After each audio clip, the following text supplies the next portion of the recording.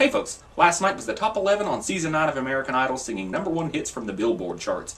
Wait a minute, didn't we just have 3 weeks of this during the semifinals, in which these kids proved that these themes are going to have to be drastically narrowed down in order to prevent them from singing 45-year-old elevator music? That's what last night felt to me. I felt like I was stuck in an elevator for 2 hours. Well, maybe a rather large elevator with surround sound and a sofa. But I thought the song choices were just terrible. And speaking of terrible songs, the surprise guest mentor for last night was appropriately Miley Cyrus. Miley said that people take her seriously because she takes herself seriously, and I think we can all agree on that last part. She does take herself very seriously. The top 11 had absolutely no clue who the mentor was going to be before she actually came in, and I can only imagine they were thinking pretty big because we've had Slash, Dolly Parton, Elton John, Mariah Carey in the past. I can only imagine their astonishment when in walks little Hannah Montana. But I'm not going to jump on the hate Miley Cyrus bandwagon because I've seen so many blogs and so many comments saying that she shouldn't be a mentor because she's a no-talent tart. And I won't go that far. I'm not a fan. But the reason that I had a problem with Miley being a mentor is because with so many of the other mentors, we've seen that they built their careers from the ground up, and it's quite the opposite with her. She had a famous father, a show created for her, and she's told what to do, what to say, how to dress, what to sing, and how to sing it. And so you have to wonder how much input she's really had on her career. Probably not much. Like a lot of teen stars, they have the whole label behind them, and then when they go out and try to make a career of their own, they usually flounder. But we'll have to wait and see how she does. But to me, it's kind of like Martin Sheen. He played a great president on TV, but that doesn't mean he should be an advisor to President Obama. And I'm sure these kids all know this. I'm sure they took that into account and took everything she said with a grain of salt, except perhaps Andrew Garcia. But I think he would take advice from Betty White now if he thinks it would help him. Anyway, the first out was DeWyze. He sang The Letter, and I think this was by far Lee's worst song choice. He's had pretty good song choices for now, even though I haven't always liked the songs. I thought they fit him pretty well, but I didn't think this fit him at all. I think this was way out in left field. But he sang it great, though. I thought it was his best vocal so far, even though the whole time I was watching, I was thinking, oh my God, did Taylor Hicks get him a box of Just for Men and steal Lee DeWyze's identity? Because it was really like this, all the singing, the dancing, all the moves, and just the way he acted was like Soul Patrol Jr. And I guess that's not the end of the world because Taylor Hicks did go on to win, but Lee has also been compared to David Cook, and I think he should go more that route than the Taylor Hicks route. Randy Jackson said, way to start off the show. Ellen said something about her favorite pen running out of ink and then coming back, and I have no idea what she was talking about. Kara thinks that Lee has raised the bar for himself, and I think he's kind of lowered it a little bit. Simon thought it was corny, and I think it was corny too, but I think he's going to be just fine. Even if by some spoof he were to be eliminated, the judges would definitely use their save on him. Next was Paige Miles. She sang Against All Odds. Somebody in the audience gave Paige this huge, massive ring. What did y'all think about that ring? Is Paula Abdul out there in the audience trying to peddle her costume jewelry again? It looked like that necklace from the Titanic, didn't it? I thought the old lady threw it in the ocean at the end. Well, I guess somebody must have went down and got it for her. Paige is recovering from her illness last week, and it's a crying shame because she sounded so much better when she was sick. Maybe she should have gotten Aaron Kelly to cough in her face a few good times so she could try to get reinfected. First off, Paige should do her research before she sings a song that has been done on the show 1,000,000 times. This marks the 7th time on American Idol for this tired, dreary, worn-out song, and Paige's was the worst so far. Even Miley Cyrus called her pitchy during the rehearsal, and that's saying a lot. Paige said, I was saying that in my head, pitchy, pitchy. I thought she was saying bitchy, bitchy. I thought she was sitting there calling Miley Cyrus a bitch right there on TV. But after I watched it back, it turned out she was saying pitchy. But yeah, it was all over the page, all over the page, all over the place. Paige might get pity votes, though, because if she's lucky, because sometimes it's better to be completely horrible than it is to be just okay and sing I Heard It Through the Grapevine. But I still think she's on borrowed time now. If she doesn't go this week, she'll go next week or the week after or whenever the pity votes run out. Out of 5 weeks, she's only had one okay performance, so there is no possible way for her to win. Randy said it was terrible. Ellen said, at least you didn't fall down on those heels and turn the music critique over to Kara and Simon. Kara thought it was her worst vocal and possibly the worst of the season, and that's quite possible. And Simon thinks she's going to be in serious, serious trouble. And you could tell Paige was about to burst into tears. I did feel kind of bad for her, didn't y'all? But not bad enough to vote for her. Next was Tim Urban. He sang Crazy Little Thing Called Love. Way to bring it into the 21st century, Tim. Miley wanted Tim to push it and belt it out, and trust me, Miley, if he could push it and belt it out, I'm sure he probably would have already done that by now, but he doesn't have that much range.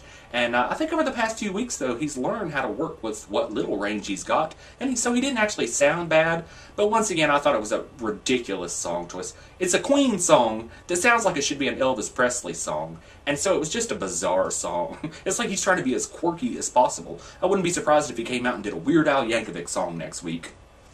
Actually, that might be kind of fun. I gotta give him credit for working the stage, though. At least he didn't just stand there like so many of the others. And it was entertaining when he did the baseball player slide. I thought that was hilarious. I couldn't stop laughing. And then he went down in the pit of girls. That used to be known as the Death Pit when Matt Gerard did it and Chris Allen did it. It was kind of tacky, but it seemed pretty funny when Tim Urban did it. Randy said it was like bad karaoke. Ellen thought it was like an audition for High School Musical. Kara thinks he shouldn't be touching the audience because he isn't established and hasn't sold hundreds of millions of records. Hundreds of millions? Is that the new threshold? I mean, does he have to become Michael Jackson before he starts interacting with the audience? Does she want him to completely ignore the audience until he becomes a megastar? You're never going to become a megastar if you ignore the audience. Maybe this is why Kara never became a famous singer, even though she's a great singer. Simon thought it was pointless and silly. Next was Aaron Kelly. He sang Don't Want to Miss a Thing, and he said he might have a little crush on Miley. I don't know if that's going to win him any votes or not. It would make a completely odd-looking couple, wouldn't they? Because he's so much smaller than her, and she like towers over him, and she sounds like a 200-year-old woman when she talks. Aaron has laryngitis and tonsillitis. Another sick one. My God! I think you could find a healthier group of people in the hospital emergency room than you can in the top 11 on American Idol.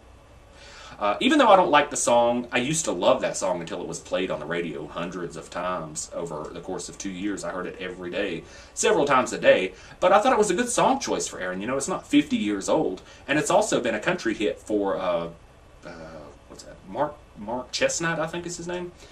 So we already knew that it was going to lend itself good to country music, to Aaron's country voice, and so I thought it was a pretty good song choice. I didn't think it was great, but it's probably enough to keep him around. Randy loved it. He said, "Dude, I'm a fan." Ellen sees his career already, even though he's only in the 3rd grade. Kara said, "Good attempt due to the circumstances." And Simon thinks he's making himself old-fashioned, but there is 0 chance that he's going home. Next was Crystal Bowersox. She came out on a magic carpet to sing Me and Bobby McGee. I was most interested to see how Crystal was going to interact with Miley because Crystal tickles me as the type that doesn't like to take, or really doesn't even need to take advice from anyone, let alone Hannah Montana. But to my surprise, she almost came across as a giddy fangirl, didn't she? She even asked Miley Cyrus to sign her guitar. It was a little bit surprising to me. But hey, Miley, she asked you to autograph it, not to write a 10-page essay on it. I mean, it's not a high school yearbook. She wrote all this long stuff on Crystal's guitar. Now, what's going to happen come Reba McEntire week, and there's not any room left on Crystal's guitar for Reba to sign it? Not that there is going to be a Reba McEntire week. But don't worry, Crystal. I'm sure with some good old-fashioned nail polish remover, that scribble will come right off. I thought it was a perfect song choice for Crystal, and even though it's an old song, Crystal didn't make it sound old. And it was not Janis Joplin's biggest hit, so it's not like she was coming out doing Piece of My Heart, which might have been a little bit trouble for her to make her own. It hasn't been played to death on the radio hundreds and hundreds of times and every single day for all these years. And Crystal does kind of look like Janis Joplin in the face. I've always said that. She, well, minus all the, drugs and whatnot, she looks like a husky version of Janis Joplin. If Janis hadn't got into heroin, I believe that's what she probably would have looked like. Randy said, "Dude, that's what it's about." Ellen wants to see a little more personality, and I agree. She does frown a lot, but she's getting better lately.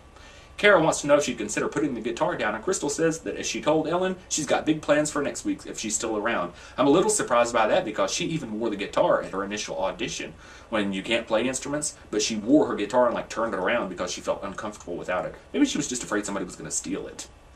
Simon said that he wouldn't change a thing.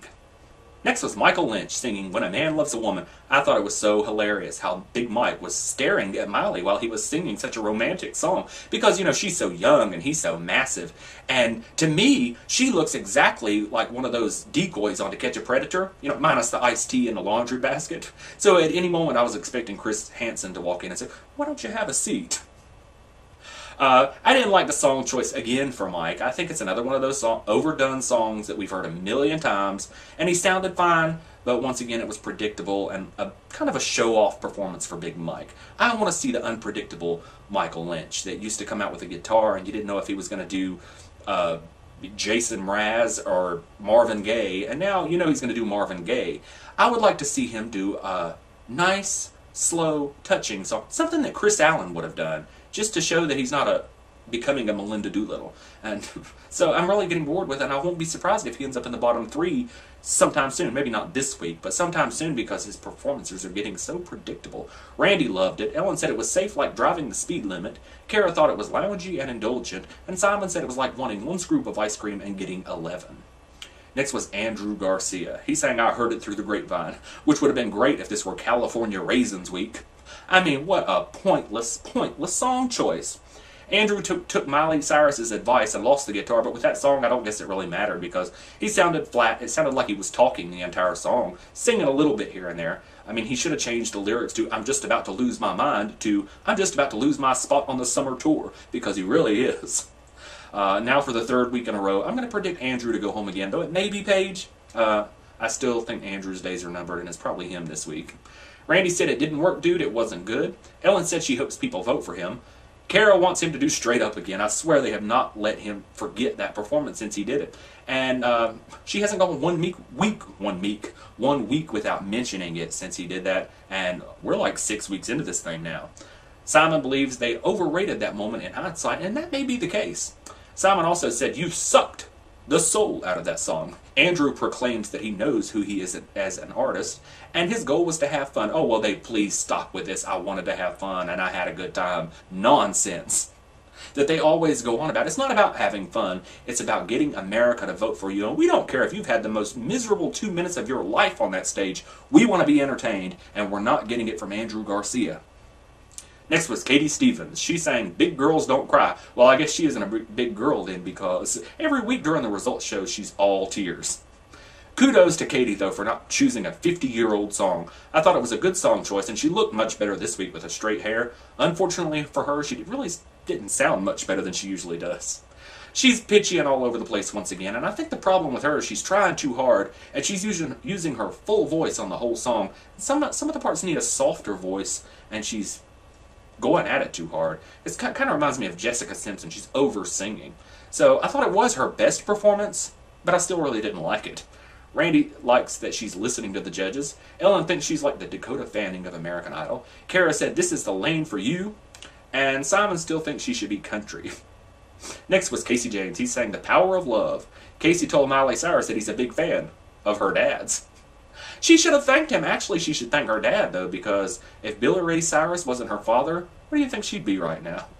I used to have 2 of his CDs when I was actually cassette tapes when I was a kid, way back in the day. Probably before Miley was born. I think I was about 12, 13 then, and I'm 30 now, so yeah, it's probably right before she was born. Once again, I wasn't crazy about the song choice, but I thought Casey did a great job with it. I think it was his best performance yet. If I had any complaints, it's that he sounded exactly like Huey Lewis in the News. If I had closed my eyes, I would have thought I was listening to the radio and that song had come on. And let's face it, Huey Lewis in the News, kind of old news. Randy believed it. Ellen didn't like the song choice either, but she thought it was the best vocal of the night, and she was right. Kara thinks he's in the zone and ready to make an album, and Simon said that song was old-fashioned when it came out, and that Casey didn't make it current. Next was Didi Benami. She sang You're No Good. No, Didi. What are you thinking with a song like that? I mean, she's supposed to be moving forward and getting better, not moving backward. And this performance had its moments that were okay, but once again, I thought it was an awful song choice. And for me, it was like Didi was trying to recapture her last week's performance. From the way she came down the stairs with the mean faces, it seemed almost like last week's performance, like she was trying to redo that. But the difference is that last week it felt real, and this week it felt like she was acting, and she's not a very good actor. Randy liked the idea of it, but the pitch never hit. Ellen didn't get the song choice. Kara felt like she was playing a character, and Simon thought there was a certain irony in Didi screeching out You're No Good over and over again. Didi said she didn't want to be pigeonholed into one category and that she had a good time. You didn't have a good time. And the last of the night was Siobhan Magnus. She sang Superstition. What was with that look? I mean, she looked like a mess. She looked like a clown. I thought she looked awful. And I thought it was a little bit ironic that Casey James sang a song from Back to the Future, and then Siobhan came out looking like she just rode in on the DeLorean from 1983. I hated every excruciating moment of her performance. I thought it was awful. To me, that song is a lot like Think that she did a few weeks ago, in which it's nothing but a show-off song. It may have been a hit back in the day, but the only reason people sing it now is to show off, and I thought it was all over the place. I thought it started out horrible. It was more yelling than singing, really, and it ended in that awful, awful screech. This is the third time that she's done that scream at the end of the song, and it's progressively getting worse and sounding worse each time she does it. Now, I know a lot of you love Siobhan, but I thought that was terrible. So I think she'll be around a while because she's got a lot of fans, but I hated it. Randy loved it. Ellen said, more, please. Kara asked, how do you not say that end note is amazing? I'll say it, Kara. It's not amazing. It sounded like she was being eaten by a creature in a Stephen King movie. Simon thinks she should scream at the beginning of the songs. Siobhan said that she would like to do a song with nothing but the scream. Oh, please, dear God, no. I can't handle that. I'd have to turn my TV off. So anyway, that was it for the top 11. Tomorrow night, one person going home, unless the judges say it's used. But I think Andrew Garcia will go home. Possibly Paige Miles, with maybe Tim or even one of the other guys rounding out the bottom 3. It's hard to tell who's going to be, but I think it's going to be Paige or Andrew going home. And who else joins them in the bottom 3? Who really cares, as long as they're not going home? So I will see you folks tomorrow.